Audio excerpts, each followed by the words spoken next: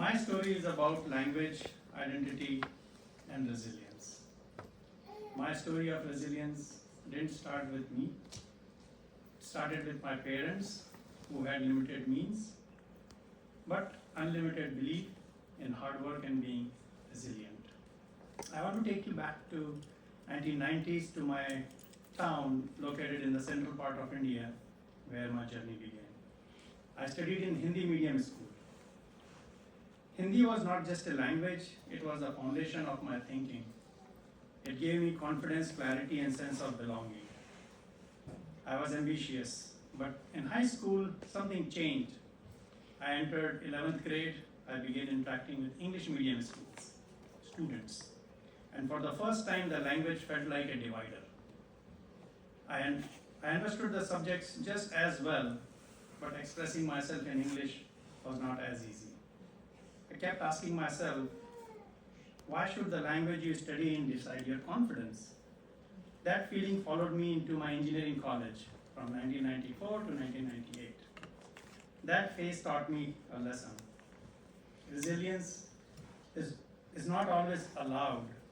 Sometimes it's showing up quietly and refusing to give up. In 2005, I came to US. Once again, English became essential, not just for education, but for the daily work and life.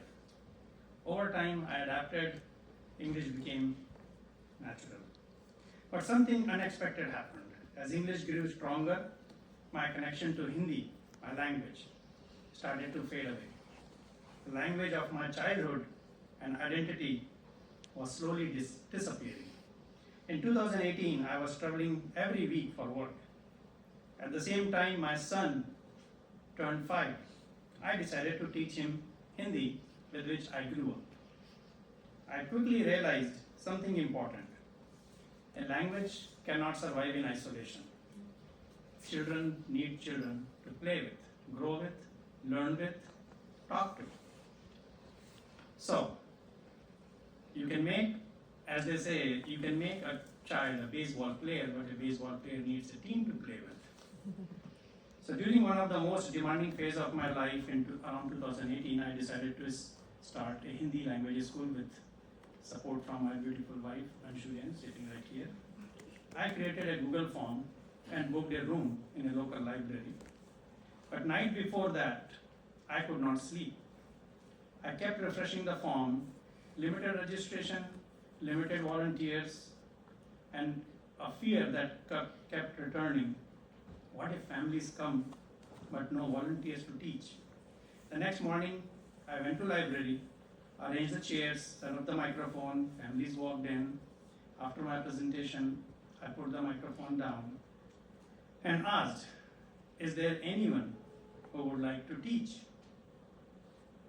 And then there was pin drop, silence. The silence was full of uncertainty and vulnerability. At that moment, I had held on to my resilience. I had to stay strong. Then one family walked in, and then the another, and the hands started to go up slowly.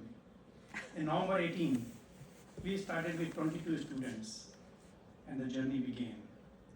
It was still challenging since then. We have had multiple challenges to keep this school running, wherein volunteers may not show up or may not come or may have their other priorities. It's all volunteer organization. No funding, no grants, just sheer hard work and intent. And today, with 225 students, 35 teachers, and hundreds of families, Hindi USA St. Louis has become the largest non-profit Hindi language school in entire Midwest, among 9 states, built by the community. So between 2023 to 2026, we achieved a lot that we could ever imagine. We received recognition as one of the best schools among the umbrella of Hindi USA. And then at CTSC Soccer Stadium, we were awarded as Exceptional Never Award in front of 22,000 people. But the most meaningful success is this. Our students are now earning seal of biliteracy, receiving Hindi language school foreign language credits, And some of the children who were once walked in as students are now teaching to the next generation. That's the resilience. So we are not just preserving a language, our language, we are building a foundation so Hindi or this language that I grew up can live on to the second and the third generation. Again, when I look back, I see this clearly. The very thing that I once believed was my weakness, that became my strength. And through the resilience, I transformed the perceived limitation into lifelong mission. I didn't overcome my weakness, I redefined it. Thank you.